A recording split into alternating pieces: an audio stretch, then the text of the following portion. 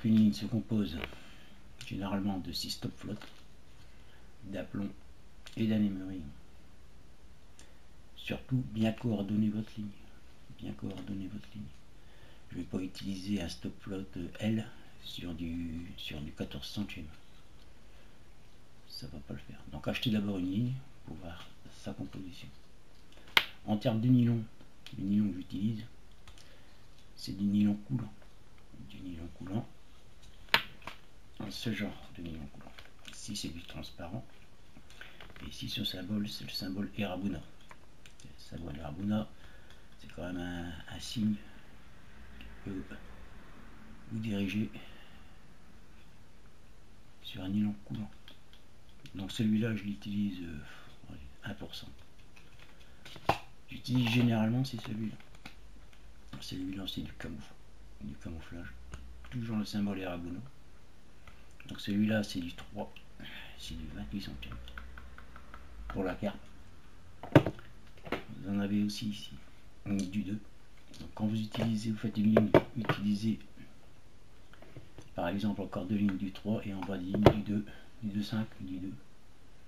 Surtout de la même marque, on peut avoir des différences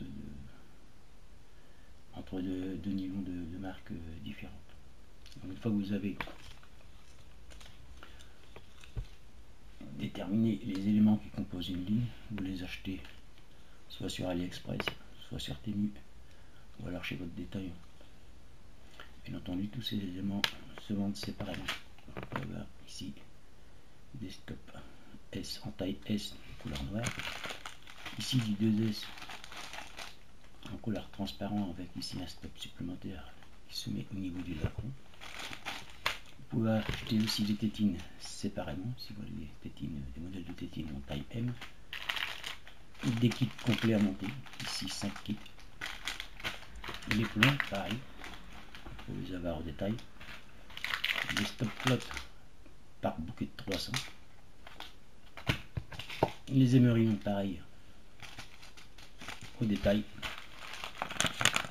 Vous allez avoir aussi des stops de différentes couleurs, ça je les utilise pour mettre au niveau du lacron pour repérer mes lignes, c'est super bien. Concernant les plombs, vous avez aussi des plombs de ce style. Il faut avoir c'est vendu en ruban. Il faut avoir aussi lame en plastique qui fonctionne avec. En termes d'hameçon, j'utilise des moyens de faire. Ça, c'est du Shikento, très bon hameçon, sans ardillon, en différentes tailles, 0,3, 0,1, voire 0,5. Ici, pour le blanc, entre guillemets, pour le garnon, des petits hameçons vachement pointus. C'est du puff en taille 2, en taille 3. Voilà. Alors le nylon, lorsque c'est l'automne et que les eaux vont commencer à s'éclaircir, ou alors en début de saison, je vais utiliser du transparent. Ici c'est du ending en taille 1, 16 centièmes et en 14 centièmes pour le bas de ligne. Pour les flotteurs, ce sera un autre sujet. C'est pas compliqué, mais c'est une affaire de bon sens. C'est une affaire de bon sens. Voilà, ici vous en avez un ici en anneau composite, ici en plume de pan, ici en roseau. Alors en plus de ces trois types de matériaux, c'est que leur flottabilité est complètement différente et selon votre style de pêche, ça peut influencer. Voilà, qu'est-ce que je pourrais encore vous dire. Au niveau concernant le montage de la ligne, bien entendu, le easy loop pour faire des toutes petites boucles. Alors ça, c'est, je peux dire que c'est indispensable, mais c'est indispensable. En termes de bas de ligne, vous pouvez aussi trouver ce genre de bas de ligne. Ce sont des doubles que j'utilise très souvent. Concernant aussi le montage, vous pouvez aussi avoir, concernant le montage de vos bas de ligne, où vous montez vos bas de ligne à la main, vous pouvez trouver un monte à hameçon électrique. Vous pouvez aussi avoir un autre monte à hameçon,